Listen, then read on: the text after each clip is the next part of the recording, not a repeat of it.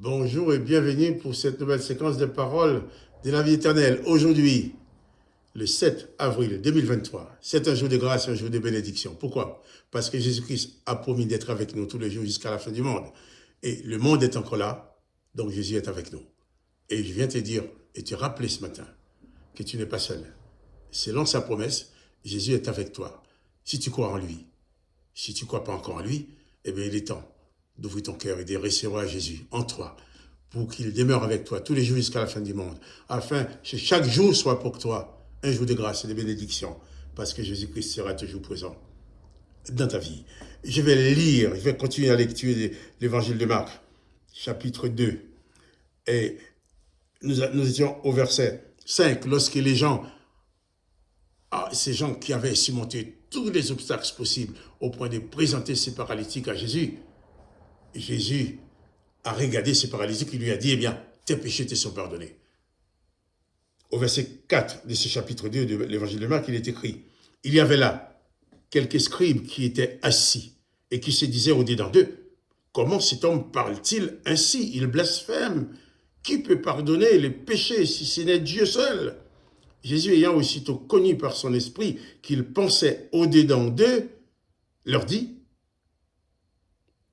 pourquoi avez-vous de telles pensées dans vos cœurs, lesquelles est les plus aisées de dire au paralytique, tes péchés te sont pardonnés, ou de dire, lève-toi, prends ton lit et marche. Or, afin que vous sachiez que le Fils de l'homme a sur la terre le pouvoir de pardonner les péchés, je te leur donne, dit-il au paralytique, lève-toi, prends ton lit et va dans ta maison. Lève-toi, prends ton lit et va dans ta maison. Jésus connaît la pensée des cœurs. Ces pharisiens étaient là, ces scribes étaient là, leur religion était là pour surveiller. Ils vont dire dans leur cœur, ils n'osent pas le dire à Jésus, mais il dit, mais pourquoi parle-t-il comme ça? C'est Dieu a le pouvoir de pardonner les péchés. Et Jésus, connaissant leur cœur, Jésus, sachant bien ce qui se passait dans leurs pensées, va leur dire, pourquoi pensez-vous de cette façon-là? Lesquels est les plus légers de dire tes péchés te sont pardonnés, ou de dire lève-toi, prends ton lit et marche. Et Jésus dit, afin que vous sachiez que le Fils de l'homme a le pouvoir de pardonner les péchés, il dit à cet homme, lève-toi, prends ton lit et va dans ta maison.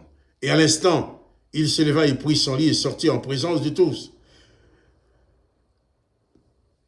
Il est sorti, guéri, son corps guéri, ses péchés pardonnés, de sorte qu'ils étaient tous dans l'étonnement et glorifiaient Dieu, disant, nous n'avons jamais vu rien de pareil.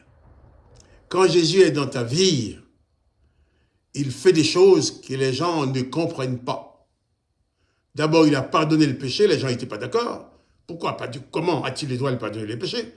Alors, il guérit les paralytiques, excusez-moi. Devant eux, ils ont vu le paralytique se lever, prendre son lit et sortir du milieu de la foule. Et les gens disent, nous n'avons jamais rien vu de pareil. Parce que Jésus était là. Il y a des choses nouvelles. Si tu reçois Jésus dans ta vie, il y aura en toi beaucoup de choses nouvelles. L'apôtre Paul va écrire en disant aussi, j'ai l'impression qu'il a crié en disant, si quelqu'un est en Christ, c'est une nouvelle création, une nouvelle créature.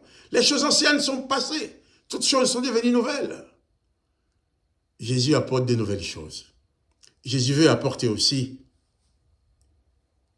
quelque chose de nouveau dans ta vie. Et cet homme s'est levé, c'était nouveau pour lui. Il était tellement habitué d'être paralysé. Et d'un coup, ses péchés sont pardonnés. Et son corps est guéri. C'est ce qui se passe quand quelqu'un rencontre Jésus-Christ.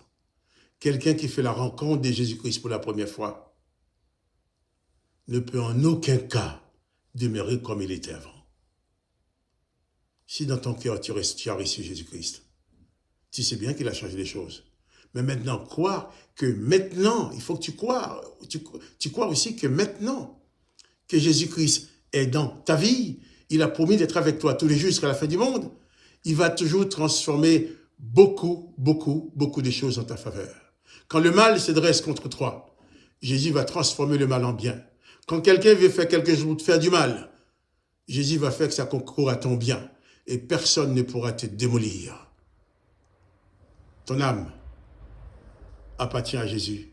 Ton corps appartient à Jésus. Souviens-toi, il est avec toi tous les jours jusqu'à la fin du monde. Ne te décourage jamais. Jésus est avec toi et gage des victoires, gage des réussites.